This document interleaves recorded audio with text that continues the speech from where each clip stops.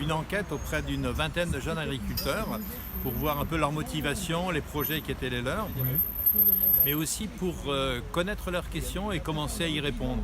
Alors les questions, c'est les questions des jeunes qui s'installent. Aujourd'hui, avec une diversité de projets très importante, puisque les jeunes, il y a beaucoup de gens qui sont issus du milieu, mais aussi une partie non négligeable qui ne sont plus issus du milieu agricole, des gens qui viennent qui ont une autre expérience avant, des femmes, un tiers des jeunes qui s'installent aujourd'hui, ce sont des femmes. Donc j'ai voulu partir des jeunes qui s'installent pour voir les réalités des renouvellements de génération. Ouais. Il y a un grand pourcentage de jeunes qui ne reprennent pas la ferme des parents.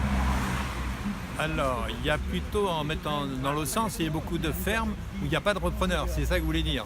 Ouais. Effectivement, il y a aussi des jeunes qui ne veulent pas reprendre la ferme des parents, ça c'est clair. Mais peut-être aussi parce que la transmission, on parlait tout à l'heure, les jeunes ont d'autres projets et puis ils n'ont pas nécessairement...